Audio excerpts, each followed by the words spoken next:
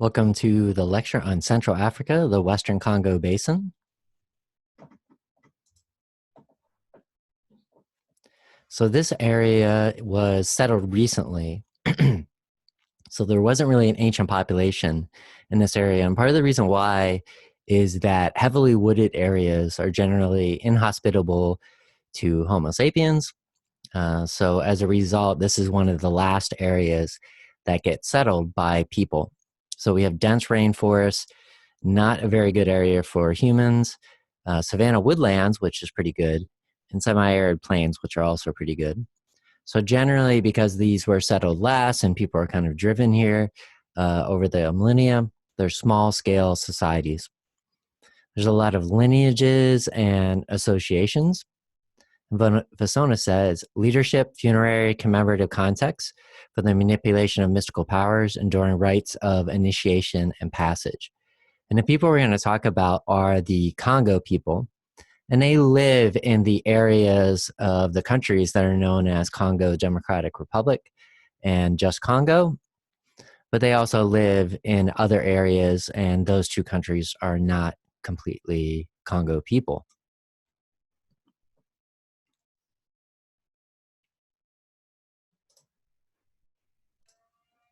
So the Congo people had a powerful kingdom since about the 15th century. And in the 16th to 17th century, they sent diplomats to Europe and South America. We talked about how the Portuguese had first landed in parts of Africa in the 15th century, and eventually they got contact with Central Africa and with slave trading and the other things that we saw in Western Africa. But the people in Central Africa were somewhat more protected from colonialism because of the environments that they lived in. So the thing that we're looking at is called a Nkisi nkondi. And a Nkisi is a class of items. Nkisi literally means medicine. And the particular one we're going to look at is the nkondi, which means hunter. And these particular figures will be used by special priests known as baganga. The singular is nganga, so I'll usually use that word. And the hunter would be hunting for solutions to problems. So for instance, search for wrongdoers who lie, legal matters, counsel married couples, control destructive natural occurrences, protect the village from outside enemies, and protect against spirits, which are known as bakisi. So these particular figures will have many different, not all of them necessarily, but many different pieces of iconography and power items on them. So sometimes I'll have mirrors like this one, which allows the Nkisi to see witches coming or to locate evil. And when you see one of these, if there's more nails and metal, that means more power. So I'll kind of explain how that works when I talk about the process of using this. So the most powerful are owned by Banganga, who can control the power. And when they are particularly powerful, they're thought that even the Nganga can't touch the figure. So they use like a big set of tongs, and they'll also keep them separate from living spaces to prevent that power from kind of overwhelming the place where you want to sleep or eat or something along those lines. So they're carved by special sculptors, and the Nganga would talk to a particular sculptor and then tell him this is what we need, but they wouldn't know the eventual purpose of the figure. So keeping those kind of jobs separate was really important for the power of the figure to be effective. And you may have noticed already when you looked at these two, the formal qualities of the Nkisi nkondi isn't so important. It's just important that it has certain elements. They're not meant to be beautiful. If they look kind of like disturbing or even ugly, that's part of the aesthetic, as much as they're said that there could be an aesthetic to these. So they're given to the Nganga, who insert medicine and personal items, which are known as bolongo, in the head and belly. So these kind of bolongo can be rather gross or grody type of elements, so bits of clay from a cemetery, relics of dead ancestors, metaphorical power items, like the head of a poisonous snake. And the idea with that is that they assist communication with the Bakisi. So the reason why this medicine is inserted in the soul is because amongst the Congo, it's believed that the belly is the location for the soul, and the word for belly and soul are the same. So whenever you see these, there is a mirror covering this particular belongo kind of bag or sack or whatever, but you won't see any of the nails or other items driven into that part because it's important to preserve the belongo. So some of these are aggressive and they'll hold spears. This one has a hole to be able to hold a spear, but the spear is missing. So what a Ngango will do will help his clients unleash the power of a figure. So say you have a problem, your neighbor's giving you issues, you have a landlord or something that's making you pay the rent. I guess I'm kind of thinking of this in context of the time we're in right now. Then you would go to an Nganga and they would help you out. You would swear an oath and pound a nail into the figure to commune with the spiritual powers contained in the figure. And none are put in the head or the stomach. And you see right here, the head and the stomach where the belongo is are totally free from nails. So significant items could be attached to it to help the spirits. So for instance, if you had an animal that was stolen, you might have like a hair or hide that you would add to this.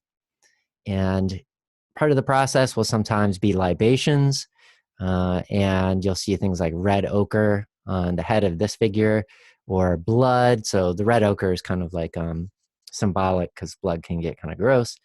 Mediation with the spirits for good or ill. So when you see a figure like this that has a lot of nails in it, it means that it's been effective. This figure that we're looking at right here is probably wasn't effective. So sometimes if you feel like the spirit in the nkondi is not helping you out, you might insult it to bring it to action. You might say, oh, I don't think you're being lazy here. I think you just couldn't solve the problem that I have. I just don't think you have the power. So you can insult them and then maybe they'll feel a little bit of ego pangs and maybe help you out. So the receiver of this, like say if you have an enemy and you wanted to give them a headache or something like that, they may feel pain. Sometimes people blame their headaches on enemies. We'll seek another hunter to combat, and this can kind of escalate. So in this particular one, even though it probably wasn't effective because there's not a lot of nails in it, it has a white material. It's kaolin. And we had talked about kaolin earlier, going back all the way to ancient Egypt and then through some Western African cultures who saw it as connections with spirits or ancestors. In this case, it's belongo. It's associated with the dead, so a kind of similar meaning to what we saw in West Africa.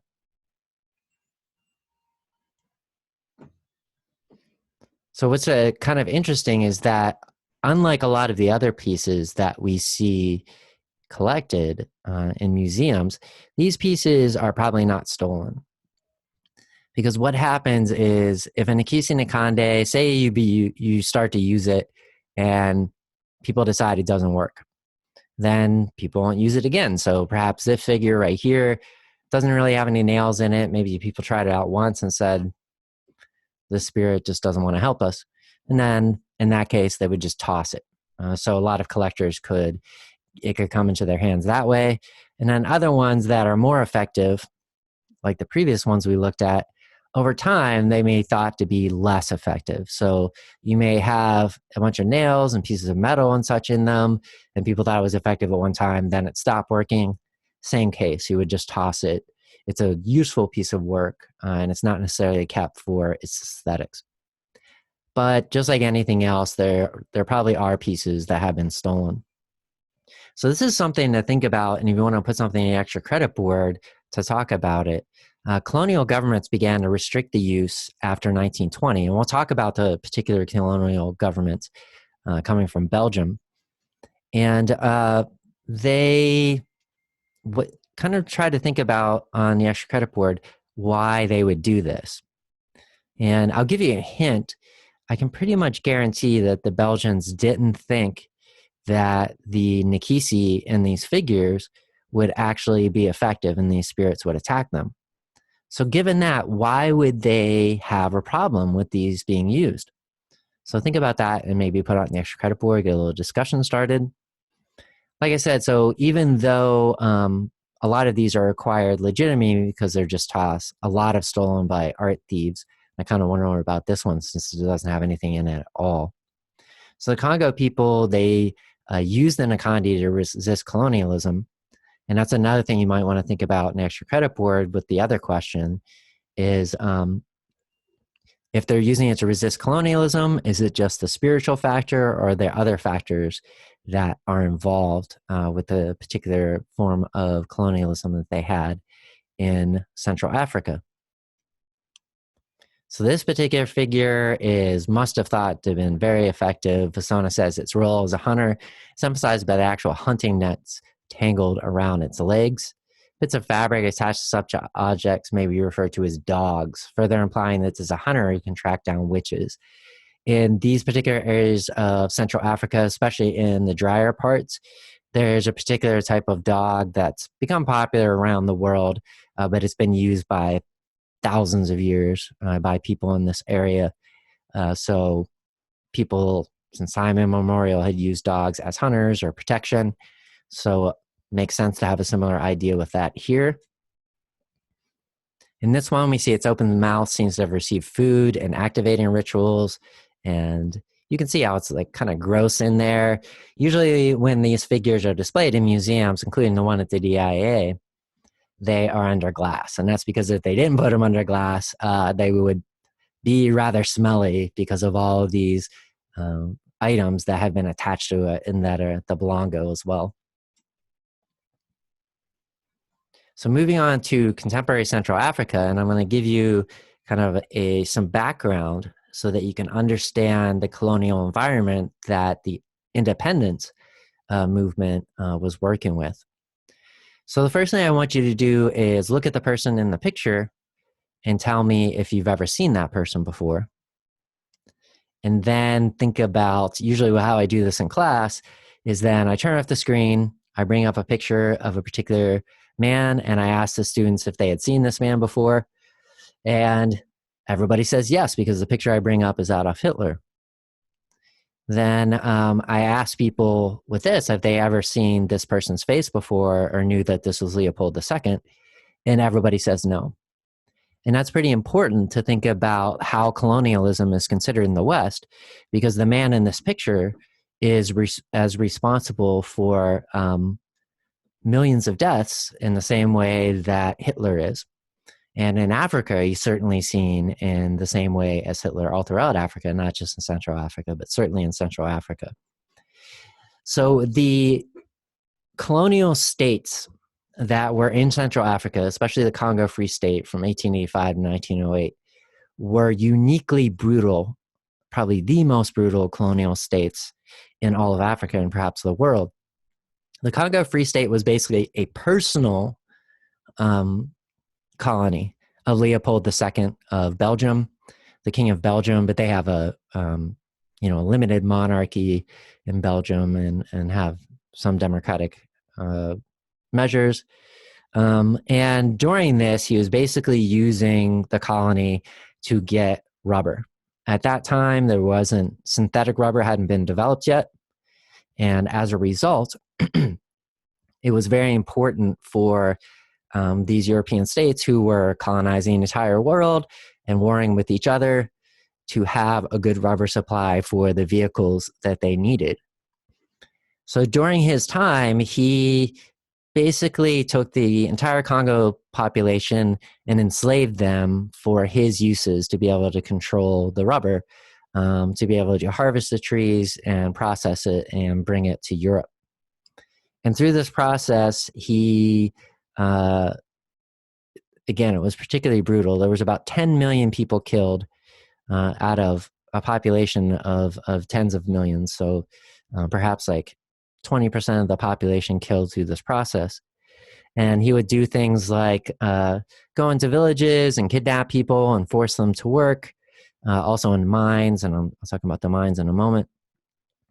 And then if they refuse, do things like cut off their limbs and then require them to return home to villages so they be used as an example.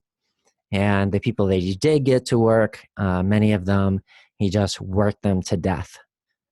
So this was a particularly brutal state. And some of you may have read a book either in high school or in the past called A Heart of Darkness. And that book was about the Congo Free State. It was written by a European.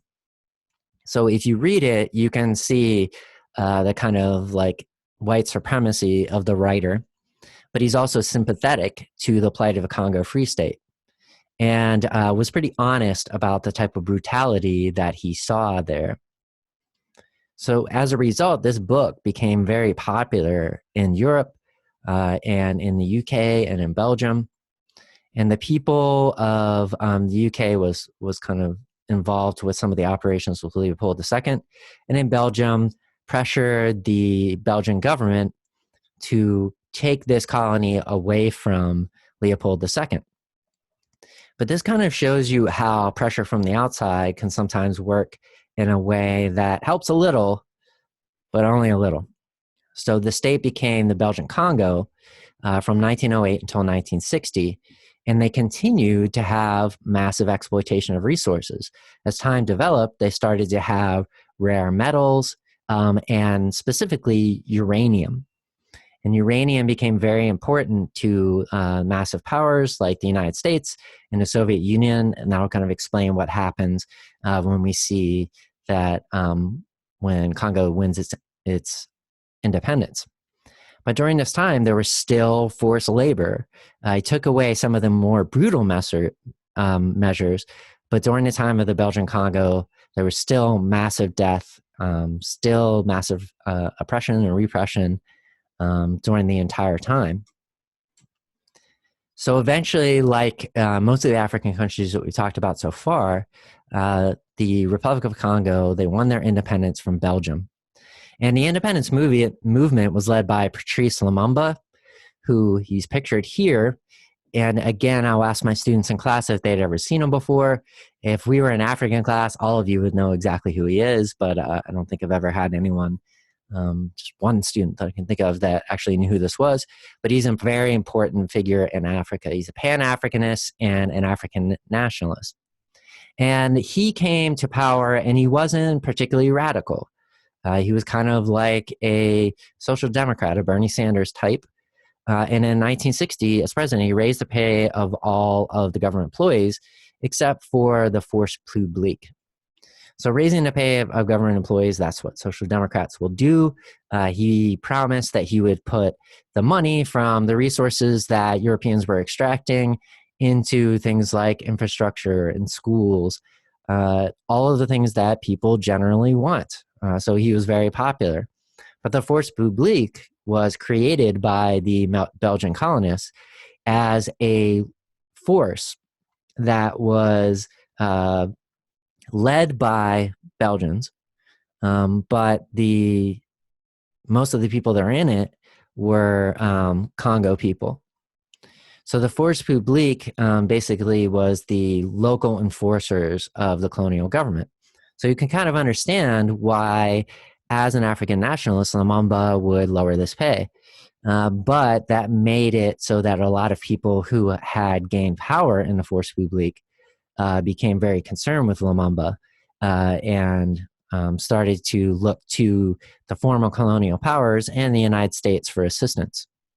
So during the whole time of independence, there was a lot of Belgian interference. In 1959, there was a call for elections by Lumumba and others, and a call for independence immediately. And the Belgians responded by saying, how about a 20-year plan of independence? And as you can imagine, that was not very popular with the people, not just the Congo people, but other people that live in that area. So they sped it up and were able to win their independence and get the election that elected Lumumba in 1960. So people were really concerned with Lumumba because, again, even in post-colonialism, it's only a little bit different than colonialism. In post-colonialism, the main difference is they don't have, the colonists don't have governmental structures right there in the colony. They usually don't have as much military presence. They try to work through local people and kind of divide and conquer locals so that they can get power. So, but the United States was particularly concerned with Lumumba because when people start talking about we want to control our resources, then people like the United States, if they need those resources, they are very concerned. And the U.S. in general was concerned because they had been using the Congo while it was a colony as their source for uranium. The two bombs that were dropped, or the first bomb that was dropped in Japan, used uranium that was mined in the Congo, and it had been found at this time that it was by far the best source outside of the Soviet Union or China. So the U.S. saw this as a way to build their military power and to continue their conflict with the Soviet Union and China. So at this time, the president until 1961 was Dwight D. Eisenhower, and he personally ordered the assassination of Patrice Lumumba after he was elected. And he gave it to the CIA to do it, and they came up with a bunch of cockamamie plans, made it super complicated and failed. But then they were able to support a coup in 1960, and he was arrested by the coup members and was assassinated. So even though the U.S. plots weren't successful, the U.S. was responsible for the assassination of Patrice Lumumba. So this is the environment that we're working in.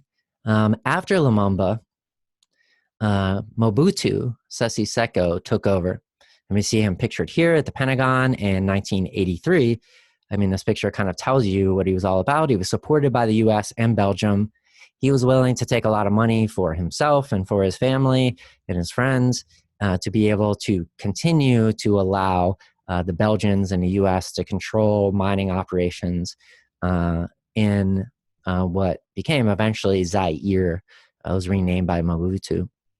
So he was a colonel in the Republic of the Congo army, and originally was on the side of the nationalists like Lumumba, but again, through a series of divide and conquer techniques, the U.S. and Belgium were able to get Mobutu on their side. And his government has also often been called a kleptocracy. That means a government of stealing. And that's true. He was taking the resources, a lot of the wealth from the resources for himself, but he was also, allowing the U.S. and Belgium access to these resources. So when you talk about the kleptocracy, it's not just coming from Mobutu. Colonial governments in general were kleptocracies. So it just continued that. And he ruled until 1997. So even though uranium isn't necessarily an important mining resource in Central Africa, nowadays rare metals, that some of which are essential to the functioning of cell phones, including the one that you have, are the best sources are in what's now called the Democratic Republic of Congo. So this big lead up I give you so you can kind of understand, first off, how the background and what the artists are dealing with that we're going to talk about. But hopefully also if you had any illusions about what the U.S. government does around the world, this is a very common type of technique and series of events that you see with U.S. relations with former colonial governments around the world. The U.S. is the world power and has a world empire, and all of these areas are part of it. So in contemporary Central Africa, because after Lumumba was assassinated, the people that followed him, they weren't social democrats, even though they promised those types of things. It didn't end up happening. So we didn't have the types of schooling that you would see in other African countries that were able to get some investment into their own countries. So the Kinshasa school, Paintings for Zaire, and Ordinary People, was a school of popular painting. So they'd be painters, many of whom were self-taught, but some of who went to like design schools, although again, there wasn't the type of infrastructure and institutions that you would see in some other African countries. According to Poynor, and this is from the textbook, I can kind of ask you if you think this is true. Their paintings are presented without bitterness or deep comment. So the easiest way to look at some of these artists from the Kinshasa school is to check out some of the internet sites, so I can give you a lot of pictures and we can get an idea of the type of work they're doing. And through the pictures that they have, I'll also tell the story of what has happened since Mobutu and his successors. So let's check some of that stuff out, and I'll put all of these links in the comment section so that everybody can follow them if they need to. So this one we see is from BBC News, and it's a profile of Laurent Kabila. And of course, it's coming from a former colonial power, so it's important, but it also gives you an idea of what's going on. Kabila was originally an opposition leader to Mobutu, and when he came into power, people were very optimistic about what would happen. But like Mobutu, he turned out to be another kleptocrat who allowed the colonial powers to do pretty much what they wanted. So let's look at the first artist, Shula, and see some of the work that he's doing. So in a country like the Democratic Republic of Congo, you have a lot of censorship because these leaders don't want people to be saying things in opposition to their plans. So to be an opposition journalist would be a very dangerous profession, and Mobutu and some of his followers had closed down media organizations that had criticized them, and even jailed and executed people who had criticized them. But by making these paintings, which were sold in the street and were sometimes kind of humorous, you could get away with criticizing some of these rulers. So that's what we're seeing with the painters from the Kinshasa school. So let's scroll down and check out some of his work. This one right here, and I'll make it a little bigger so that we can see the pictures a little bit easier. So this one, Chute d'un regime dictatorial. It's picturing Mobutu. You can see him here with his trademark animal print hat. And he's dead. And you can see all the mineral wealth of the Congo picture above him. We see people raising the flag of the Democratic Republic of Congo, which was different than the one for Zaire. We can see some soldiers coming in, and then we can see Kabila, who followed him, pictured here, and he's got a suitcase with money just streaming out of it. So when Mobutu dies, people are starting to look positive about things, as you can see here, but also, and that's the previous flag that's being burned in the background, the kleptocrats and his family, and even in the opposition, are rolling out with the money that they had stolen. So then once Kabila was in power, and again, people at first were positive about him, and you can see he dressed as a military leader, so to try to take on the sheen of anti-colonial leaders like Fidel Castro or something along those lines, but he was no Fidel Castro. And this one, quand un dictateur vous tabriser ses nerfs, it means when a dictator appeases his nerves. So Kabila was known as a drinker, had a tremendous beer gut. He's shown here. And then in front of a swimming pool, he's basically living in a palace. So not a big improvement on Mobutu, perhaps even worse in some ways. And we see this one, Dialogue Intercongolais, the people of Congo put in the chains by corrupt politicians to suppress military dictatorship. So we can see Kabila with his trademark beer. We can see some of the military behind. Shula is making a symbol of the country and the ideals of the Democratic Republic being locked up with the flag on the lock here. And then you see regular people, some of who are in horrid conditions and starving, and chains are wrapped around them. So showing that still with Kabila, we have a similar type of situation. And then we have mineral wealth and Kabila's family, and they're kind of like passing it out of the country, and regular folks aren't getting what they need. So sometimes Shula takes his critical eye towards people who are a little bit closer. So this says quand le pasteur drague. I'd never seen that word in French before I started teaching this class. So it means dregs. So when a pastor dregs, and you may be familiar with this type of thing because you see these with religious leaders all over the world, sometimes in the United States as well. And it's about the immoral life of some priests. So you can see how the parishioners not exactly living so well. Some of them have pants with like rips in them and such. And as the parishioners are leaving, this is all the money that they given, their hard-earned money, not a lot of it. And we see the pastor wearing a pretty nice suit and a nice shirt. And he's talking to one of the young female parishioners, making a move on her. So it kind of shows how sometimes religious leaders can be all about the money and can make themselves wealthy on the backs of their sometimes poor parishioners, but also can be repressive and take advantage of their power to hook up with young women. So this one, talking about a young man. So si j'étais rich, if I was rich. And we can see the poor man, pretty obvious with his ripped clothes here. And he's sitting outside and he's imagining what it'd be like if he was rich. He would be going and visit these incredible castles in Europe. He would have a great marriage and a great wife. He would have lots of children. He'd be celebrating his children's accomplishments. He'd have money and cool cars.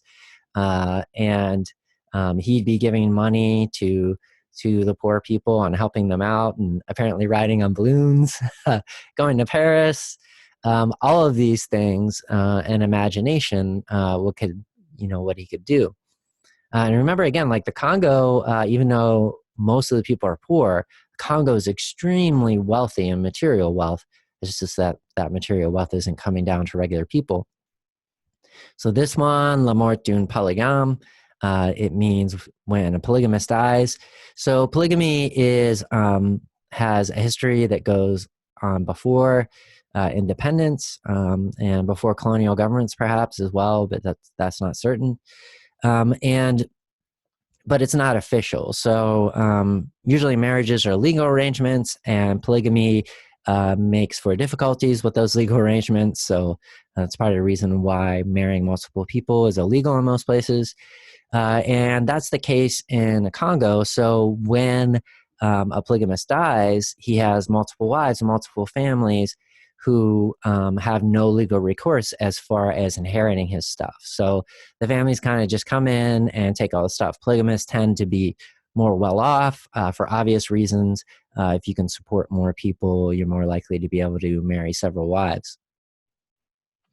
So this last one refers to some of the violence that had happened in 2007 with the elections.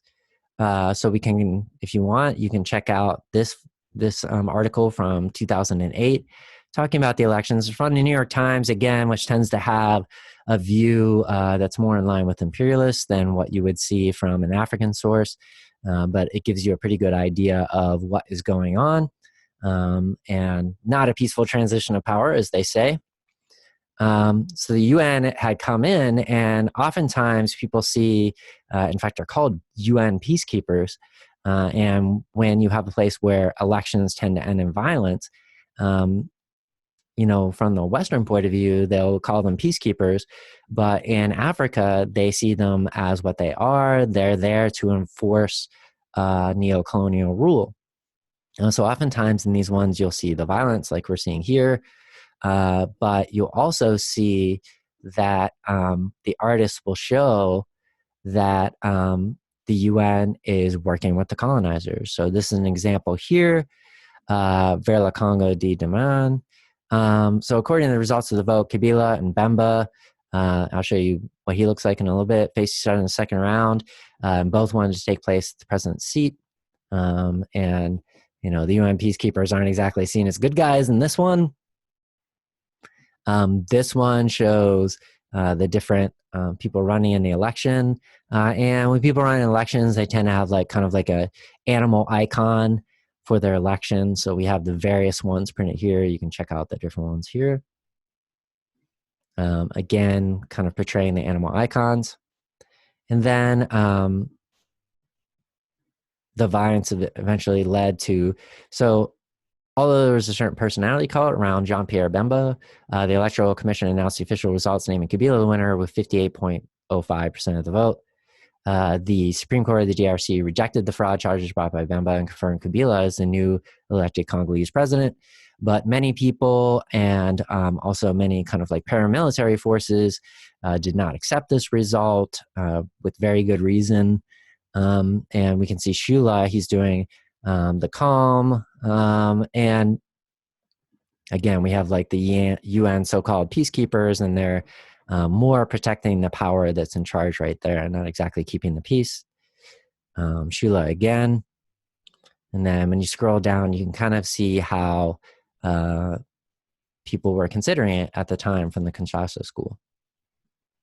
So let's look at, so Shula is considered by Pornor to be someone that, and Moki the painter, their paintings are presented without bitterness or deep comment. If you agree with that, maybe you do, but maybe you don't.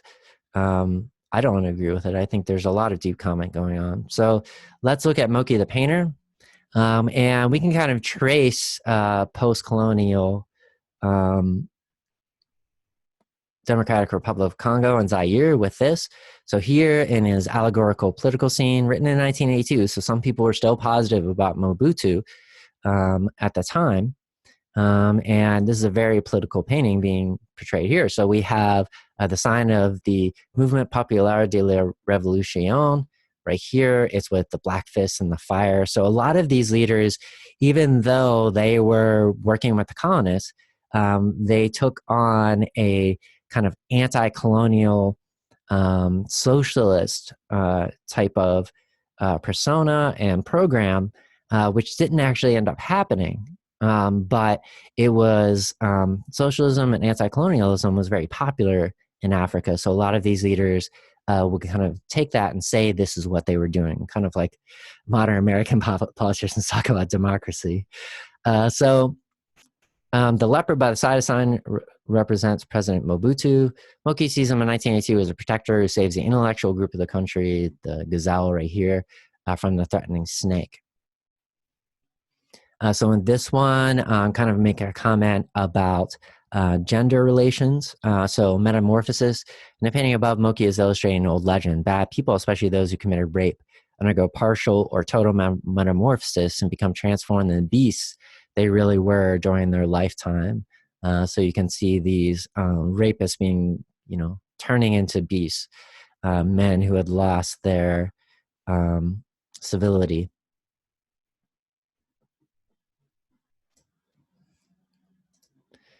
So the last of these painters I want to talk about is the one that became the most famous, and that's Chéri Samba.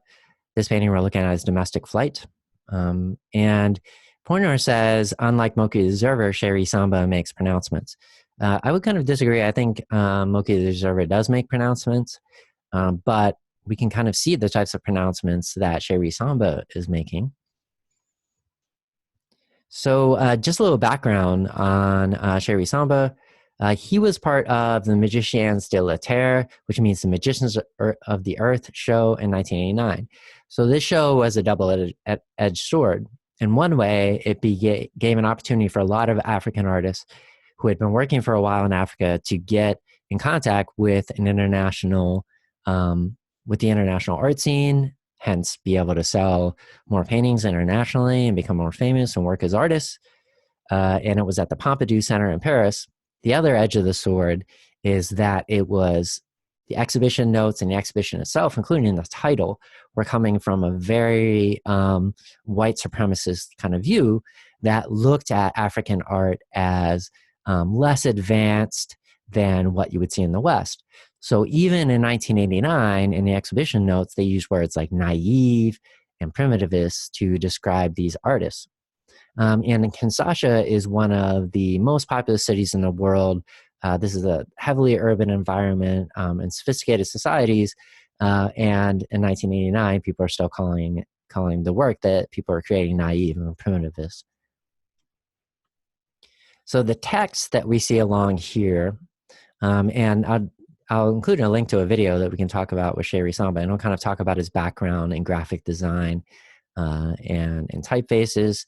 But the text is in French and Lingala. So Lingala was a language that was created by the colonizers, the Belgians, for the force publique. So the force publique, remember again, this was this kind of local force that would enforce colonial rule of the Belgians.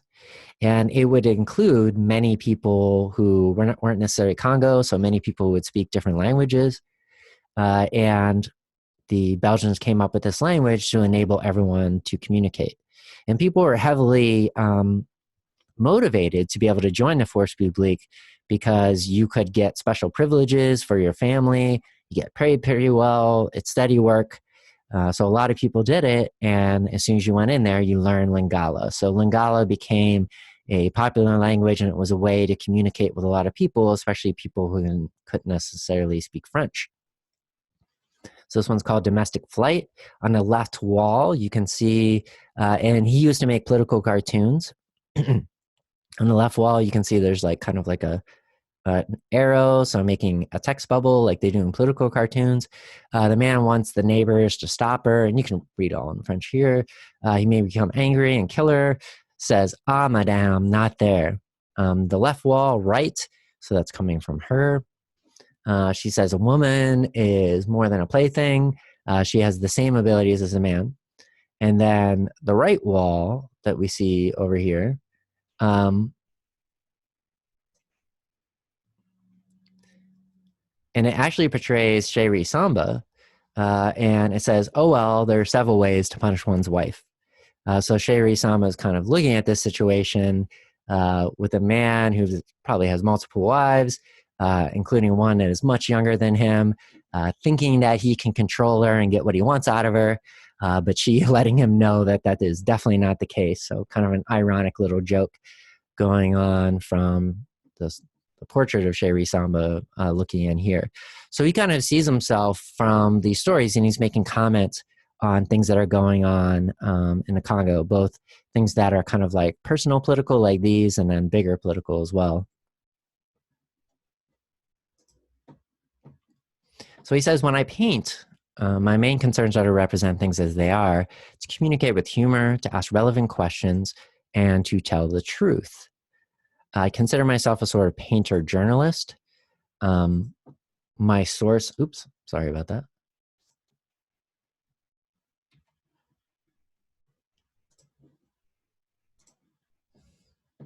My source of inspiration is daily life.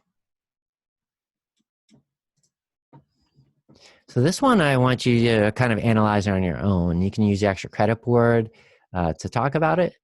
So it's like a very interesting piece, and it helps to have a little bit of context. This is 2004. And at this time, and it's called Mon Vomissant, which means the world vomits. And I want you to look at it and kind of tell me what's going on. Like, what do you think about this figure that's being made? What do you think about the countries being displayed?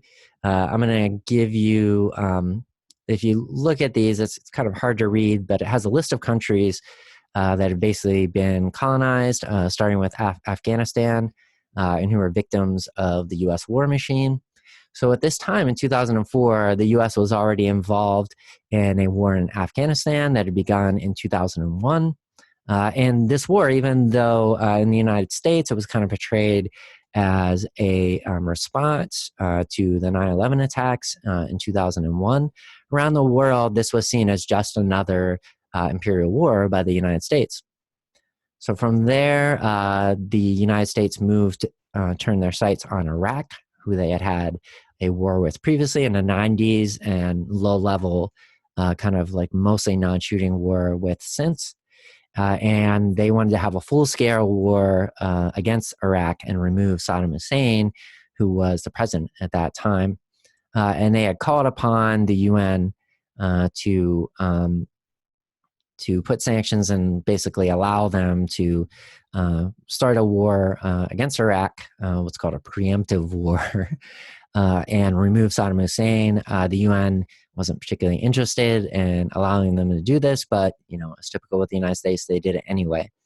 So that's what it was happening at this time. The war had started, and people around the world and in the United States by this point as well had seen it again as an imperial war to expand the U.S. empire. So within that context, trying to look at these things and see if you can figure out what's going on, put your comments in the extra credit board. So last one we're going to look at is kind of bittersweet. It's called Enfin après tant d'années, finally after all these years. And it's painted by Chéri Samba, who pictures himself here. But it also has Moki the Observer included as well. I'm sorry, Moki the Painter. So just to read from Vasona for a moment to tell you what the painting's all about. This painting has a double meaning. It's a tribute to my friend and colleague Moki, who had died just when the art world was starting to acknowledge us as great artists. After all these years, I'm very proud that our works are exhibited in Western museums. So what we see here is Chéri Samba, and some of his works are included here. But then they also have Moki the Painter's works, and then famous modernist and postmodern Western artists on the wall as well. So kind of talking about how Chéri Samba and other artists have made it so that internationally, African artists are seen at the level of Western artists. And he was very proud of that for obvious reasons. But again, it's kind of bittersweet because Moki the Painter wasn't able to survive seeing that. So what I want you to do now is I'll include a link to a video, and you can check out the video. And it talks about some of the work that Chéri Samba had done for a picture book.